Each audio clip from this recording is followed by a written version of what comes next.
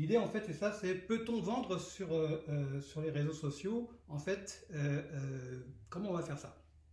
Je vais même revenir en arrière parce que voilà. L'idée, si vous êtes là aujourd'hui, c'est que vous avez bien pris conscience de la force des réseaux sociaux, du levier que c'est peut-être pour pouvoir faire booster vos affaires. Très très vite sur les réseaux sociaux pour qu'on se mette les idées en place. Les internautes en général, c'est 4,5 millions d'internautes, c'est 53% qui sont sur leur smartphone, donc plus de la moitié, 37 milliards d'actifs. En France, on passe en moyenne 1h30 par jour sur Internet. Alors, il faut savoir que dans le temps du Covid, c'est même le double, en fait, hein, carrément. Pour aller sur les réseaux sociaux, Facebook, premier réseau social au monde, effectivement, c'est 2,5 milliards, hein, de membres, 27 millions en France. Je vous rappelle qu'on est 66 millions d'habitants, donc c'est pour vous donner un ordre d'idée. Les Français passent en moyenne 35 minutes par jour sur Facebook. Aujourd'hui, ce temps-là, en temps de Covid, il a plus que doublé, donc c'est aussi important à voir. YouTube, c'est 46 millions en France de visiteurs uniques, donc de gens qui vont voir dans le mois au moins une vidéo. Ce qui est intéressant aussi, c'est dans les âges. Ici, le maximum de gens qui regardent ça, c'est les 25-49 ans. Vous avez Instagram aussi, effectivement, avec les photos, 17 millions de visiteurs uniques en France par mois. Je vais finir par LinkedIn, qui est un petit peu spécial puisque c'est un réseau professionnel. Il faut quand même savoir qu'en France, il y a 19 millions d'utilisateurs, enfin de membres, et donc 10 millions d'actifs par mois, c'est énorme. Ça représente quand même 64% de la population active en France. Donc voilà pour vous donner une idée à peu près de ce que c'est que les réseaux sociaux. Et donc la question qu'on se pose toujours, c'est est-ce qu'on peut vendre sur les réseaux sociaux? Je vais vous faire une réponse de Normand, je vais vous dire oui et non. Oui, parce qu'effectivement, il y a des réseaux sociaux, notamment Facebook et Instagram, alors c'est la même maison, hein, qui ont leur propre marketplace, ça s'appelle, leur propre boutique, où vous pouvez effectivement vendre directement vos produits sur le réseau social. Cependant, il faut quand même savoir qu'un réseau social, c'est bien dans son nom, c'est pas fait pour vendre. On est là pour échanger, on est là pour discuter, on est là pour se distraire. Quand on regarde des études de pourquoi les gens vont sur les réseaux sociaux, c'est d'abord pour se distraire, ensuite pour s'informer, pour échanger et peut-être éventuellement derrière pour pouvoir acheter quelque chose. Pensez à une chose, quand vous allez au café ou au bar, dans un bar avec des copains, vous y allez effectivement d'abord pour vous distraire, pour échanger, jamais pour acheter. Pareil, quand vous allez à un apéro avec des copains, c'est pas pour acheter, on est là pour échanger, pour discuter, éventuellement pour avoir leur avis sur un produit qui vous intéresse, vos prochaines vacances, votre prochaine voiture ou que sais-je, mais en aucun cas vous y allez pour acheter. Eh bien, c'est la même chose sur les réseaux sociaux. Alors, comment on va se servir des réseaux sociaux? Eh bien, en fait, on va faire ce qui nous intéresse aujourd'hui, du social selling, c'est-à-dire vendre sur les réseaux sociaux. En fait, le social selling, c'est l'art d'amener en fait vos clients potentiels à échanger avec vous pour pouvoir mettre en place en fait un processus de vente, mais qui ne va pas être direct, pas être direct. Alors, comment on va faire ça? Eh bien, en fait, on va aller au-delà de la relation vendeur-acheteur. Vous savez, bonjour monsieur l'acheteur, voilà, c'est moi le vendeur, c'est mon produit, il est beau, il est magnifique, il est moins cher que les autres, il a toutes les qualités du monde, signé en bas, merci, au revoir. C'est pas comme ça que ça se passe. C'est pas comme ça se passe sur les réseaux sociaux. Pour nous ici, l'idée, ça va être d'être d'abord connu et puis reconnu par nos futurs clients et de connaître aussi nos clients. Plus les clients vont nous connaître, plus on va les connaître et mieux ce sera. Souvenez-vous de l'adage grec, hein, connais-toi toi-même et tu connaîtras l'univers et les dieux. Nous, on pourrait transformer ça en disant connais tes clients et tu pourras leur proposer ce qu'ils ont envie d'acheter. C'est exactement ça. Alors, comment on va faire pour mettre ça en place? Eh bien, on va d'abord construire ce qu'on appelle en marketing son branding. Alors, c'est un peu un gros mot, hein, c'est de l'anglais. En fait, clairement, ça veut dire, on en a déjà discuté aujourd'hui tout à l'heure avec Sophie Astrid et puis avec Géraldine. On va construire son image, son profil en fait, son histoire. Pourquoi? Parce qu'effectivement, avant d'acheter quoi que ce soit, les gens vont vous acheter vous, quelque part. Et c'est ça qu'on va construire sur les réseaux sociaux. Pourquoi on va faire ça? Eh bien tout simplement parce qu'on va créer comme ça la confiance. Et là aussi on en a parlé déjà tout à l'heure. C'est clair que quand on ne connaît pas les gens, on n'achète pas. Dites-vous bien aussi que pourquoi j'irais plus acheter chez vous que chez vos concurrents ou chez le collègue d'à côté? Vous êtes tous pareils, vous faites tous la même chose. Si ça tenait qu'au prix ou ainsi de suite, j'ai pas besoin de vous, je vais sur Amazon et là je vais avoir le meilleur prix et vous pourrez jamais vous battre contre ça. Ce qui va faire la différence, c'est vous. Même vos faiblesses, on en a parlé tout à l'heure avec Géraldine, enfin, ça va faire pour vous des forces. On va vous acheter vous d'abord parce qu'on vous connaît, on sait qui vous êtes, on sait comment vous travaillez, on sait quelles sont vos valeurs, qu'est-ce que vous portez avec vous et c'est ça quelque part qu'on va venir acheter.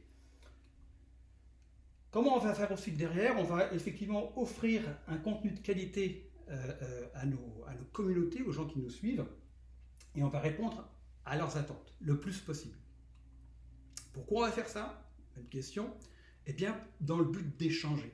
Effectivement, ça va être leur amener en fait de la connaissance sur vous, de la connaissance sur ce que vous faites, de la connaissance sur eux, pour amener les gens en fait à discuter avec vous le plus possible, parce que plus vous allez discuter, plus il va y avoir d'échanges, et plus vous avez de chance effectivement à la fin de les faire entrer dans un tunnel de vente pour qu'ils achètent vos produits. Parce que c'est pas vous qui allez vendre, c'est eux qui vont acheter. L'idée de la chose en fait, c'est effectivement de rester dans la règle des 80-20. Je m'explique. Il y a 40% de votre communication sur les réseaux sociaux qui va se passer en fait en divertissement. Rappelez-vous que pourquoi les gens vont sur les réseaux sociaux? Dans un premier temps, le plus gros potentiel, c'est le divertissement. Je vais me divertir. Donc c'est ce qu'on va effectivement leur apporter. Deuxième partie, encore 40%, c'est de l'information. Et là, va rentrer dedans effectivement toute cette période sur qui vous êtes, ce que vous faites, comment vous fonctionnez, quelles sont vos valeurs, ainsi de suite. C'est ça qui est important. Et puis seulement 20% de promotion, c'est-à-dire effectivement tiens, ben voilà, je sors un produit, je sors quelque chose, il est prêt, vous pouvez le réserver, vous pouvez passer au magasin, l'acheter, ainsi de suite. Il y a quelqu'un qui a très bien compris tout ça, j'espère qu'il va nous rejoindre d'ici là, et on le verra tout à l'heure dans le panel, c'est Cyril Boulet, effectivement à Vannes, qui fait ça très très bien. Si vous le suivez sur les réseaux sociaux, vous allez tout à fait comprendre ce que je veux dire. Alors derrière, qu'est-ce qu'il faut pour pouvoir bien vendre sur les réseaux sociaux? Il faut des vidéos pour pouvoir avoir du contenu de qualité, des vidéos. Pourquoi des vidéos? Parce que c'est ce qui est le plus viral. Alors vous me direz, mais je ne sais pas faire. D'ailleurs, ça me permet de poser une question. Je voudrais que vous profitiez de ça, vous utilisiez la conversation, là, le chat, pour me dire derrière, on va s'en servir d'ailleurs après quand on aura le panel de participants pour pouvoir orienter leurs réponses dans ce sens-là. Je voudrais que vous me disiez en fait, quel est votre plus grand défi par rapport aux réseaux sociaux? C'est quoi votre plus gros frein par rapport aux réseaux sociaux? Qu'est-ce qui vous empêche le plus d'aller sur les réseaux sociaux et de travailler avec? Donc effectivement, on va faire de la vidéo. Je vois plein de gens qui vont me dire « Oh là là, la vidéo, je ne sais pas faire, ainsi de suite ». Vous avez tous un smartphone avec vous et vous avez tout ce qu'il faut là-dedans pour pouvoir faire des vidéos qui vont être d'une qualité correcte, parce qu'en fait, la qualité qui sort est très très bonne. Et puis même si c'est pas très pro, qu'il y a un problème justement de lumière, de son, ainsi de suite, c'est pas très grave tout ça. Ce que les gens recherchent, ce que les gens veulent en fait, c'est de l'authenticité, c'est de vous connaître vous. Tous ces problèmes techniques en fait, ils vont être balayés par le fait que ça va être authentique. Ça va pas être de... Vous voyez, quand on regarde de la pub, on commence à regarder de la pub, on dit tout de suite, oh là là, on sait que c'est de la pub, on sait qu'on va nous vendre quelque chose. Or là, quand vous allez vous filmer, même si c'est pas très bon, c'est pas grave, parce que ça va être de l'authentique. C'est ça qu'il va falloir faire. Derrière, on va essayer de faire des échanges en direct. Alors ça peut être effectivement du Facebook Live, ça peut être par du YouTube Live, ça peut être par Zoom, ce qu'on est en train de faire en ce moment, pour pouvoir effectivement le plus possible discuter avec les gens, apprendre à les connaître et qu'eux apprennent à vous connaître. Ça va être des infographies, ça c'est un petit peu plus compliqué. C'est le fait de mettre en illustration des données techniques sur votre métier. Par exemple, ça va être, je prends une coiffeuse par exemple, écoutez, les produits qu'elle utilise, c'est des produits bio, qui ont de telles marques, qui ont telle spécialité, ainsi de suite, qui ont tel avantage. Bon, ça peut très bien les mettre sous forme d'une illustration que les gens pourront, les gens de sa communauté pourront revoir systématiquement pour se faire une idée, pour gagner de la confiance. Vous pouvez utiliser effectivement les foires aux questions, les questions qu'on vous pose tout le temps. Par exemple, si je prends Cyril en boucherie, sa viande elle vient d'où, comment il choisit ses bêtes sur pied, comment il assure la traçabilité de sa viande, ainsi de suite. Tout ça, c'est des questions qu'on vous pose systématiquement ou régulièrement. Vous pouvez les mettre là parce que chacun irait y trouver de l'information. Et puis des images. Alors c'est des illustrations, hein, ça peut être ou une image comme ça, ou une photo, tout simplement. Et là aussi, on va s'en servir notamment pour le côté divertissant. Ça peut être comme ça que vous allez montrer en fait comment vous travaillez. Il y a les fameux aussi bien sur Facebook que sur Instagram, les fameuses stories, c'est-à-dire une série de photos qui montrent en 1, 2, 3, 4 photos ce que vous faites, comment vous travaillez. On va utiliser ça effectivement aussi pour donner du contenu de qualité. Parce que les deux clés en social selling, les deux clés pour pouvoir vendre sur les réseaux sociaux, c'est d'abord la qualité, on vient d'en parler, et puis c'est ensuite la régularité. En fait, et là, il faut beaucoup de discipline. C'est très simple. C'est très simple. Si vous publiez une fois tous les... si vous publiez sur les réseaux sociaux une fois tous les 3 mois, vous ne serez pas audible. Il faut être là souvent. D'autant plus qu'il y a des algorithmes qui vont filtrer en fait les passages de ce que les gens vont voir sur leur mur d'actualité. Donc il faut que vous soyez là souvent et régulièrement. Là aussi, j'entends des gens qui vont me dire « Oh là là, mais ça me fait un peu peur, ça va me prendre beaucoup de temps, moi je suis plutôt dans la production, ainsi de suite », ce qui est le cas de tous les artisans, tous les commerçants. Il faut bien que vous compreniez une chose, c'est que cette communication-là, elle fait partie intégrante de votre job, exactement comme le fait d'aller faire vos achats, comme le fait de gérer votre stock, comme le fait d'aller faire vos factures. Ça fait partie intégrante de votre job. Ce n'est pas un truc que vous allez faire en plus, en dilettante, comme vous le faites quand vous allez pour vous divertir sur les réseaux sociaux. Ça fait partie de votre job. Et pour ça, eh bien, effectivement, il faut être régulier. Rassurez-vous, là aussi, il y a des outils qui peuvent vous aider.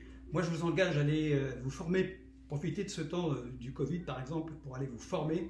Je sais que les chambres de métiers ont des formations, les chambres de commerce industriel en ont aussi. Parlez avec les gens autour de vous, allez chercher les gens qui peuvent vous former. L'argent que vous investirez dans ce temps-là, dans ces formations-là, ne sera pas perdu, vous sera rendu au centuple. Il n'y a pas de souci avec ça. Donc voilà ce qu'il va falloir faire pour vous, pour pouvoir vendre sur Internet, multiplier, faire booster vos affaires. Et on verra tout à l'heure dans le panel comment ça peut se faire. Vous pouvez aller pouvoir poser vos questions à tous nos intervenants. Moi, je vous retrouve tout à l'heure dans la fin de matinée et puis surtout ce soir pour parler de LinkedIn. Et donc, je vous souhaite une bonne journée. Ce que je vous propose de faire, en fait, c'est pour qu'on reste en contact, c'est d'aller sur le lien que je vais vous envoyer là directement aussi. J'ai les lunettes par contre parce que là, ça ne marche pas. Que je vais vous envoyer dans le chat, voilà, hop. Et pendant que tu fais ça, donc je vais introduire Patrick. Patrick, je t'avais remis le son, hein, je t'avais coupé la chic, mais je t'ai remis entre-temps, d'accord Patrick? Donc vas-y, remets encore une fois, vas-y, clique de nouveau. Voilà, c'est bon, vas-y. Donc, Patrick, je vais laisser Olivier t'introduire, ou alors Sophia Astrid ou quelqu'un que tu connais bien. Qui est-ce qui connaît bien Patrick? C'est Olivier. Alors, vas-y, Olivier, introduis, tu es le MC d'ailleurs, vas-y. C'est pas que je connais bien Patrick, mais je vais quand même finir pour moi. Pour qu'on reste en contact, je vous engage à aller appuyer sur le lien que j'ai mis donc, en partage dans la conversation. Parce qu'en plus, je voudrais vous offrir un petit bonus. En fait, c'est un document Word sur lequel il y a plus de 100 citations inspirantes pour pouvoir booster vos communautés. Donc, vous allez pouvoir en servir. Et pour ça, donc, allez cliquer sur le lien.